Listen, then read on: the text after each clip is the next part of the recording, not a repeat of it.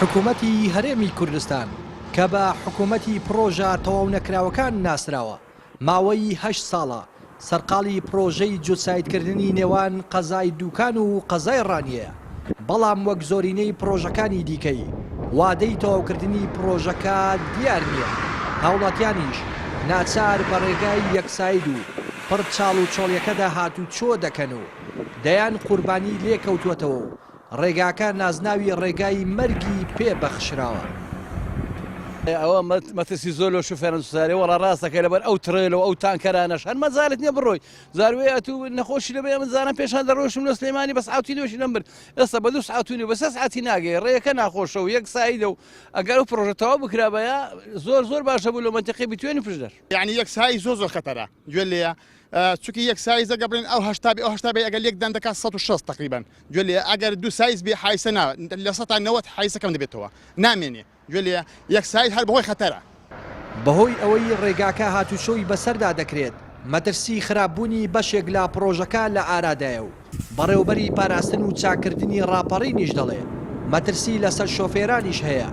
بەهۆی ئەوەی هیچ ئاماژە و ڕێنمایەکی هاتوچۆ لا ڕێگاکە بوونی نییە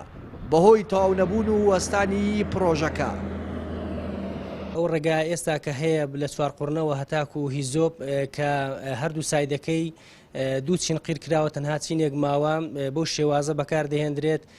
ئەگەر تەواو نەکرێت و بمێنێتەوە بۆ ساڵانی داهاتوو هەم زیانی دەبێت بۆ پرۆژەکە ئەو بڕگانەی کە جێبەجێ کراون و هەروەها زیانی دەبێت بۆ شۆفێرانیش بەتایبەت لە شەواندا کە هیچ نیشانەیەکی ڕێگای لێ نییە و بۆیە زۆر زەرورە کە ئەو پارەیە دابین بکرێت بتوانین سەرجەم بڕگەکانی پرۆژەکە تەواو بکەین. پرۆژەی بەدووسایدکردنی ڕێگای نێوان قەزای دووکان و ڕانیە درێژەکەی 62 کیلۆمەترە و 18 کیلۆمەتری لا سنووری ئیدارەی ڕاپەڕینە و بەبڕی 52 ملیار دینار لە ساڵی 2012ەوە چووەتە بواری جێبەجێکردنەوە ئەگەرچی نزیکەی لە 80% کارەکانی تەواو بووە، بەڵام لە ئێستادا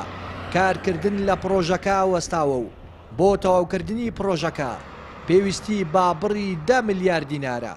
بەڵام حکوومەتە چاکسازی خواز و ئاوادانکەرەکەی کوردستان هیچ باکی باگیانی تەندروستی و ژیانی هاوڵاتیانی نییە و هیچ هەنگاوێک بۆ تەواوکردنی ئەو ڕێگایە هەڵناگرێت. لە دەڤەری ڕاپەڕینەوە ڕێنازەر سەلام، کەناڵی پەیام.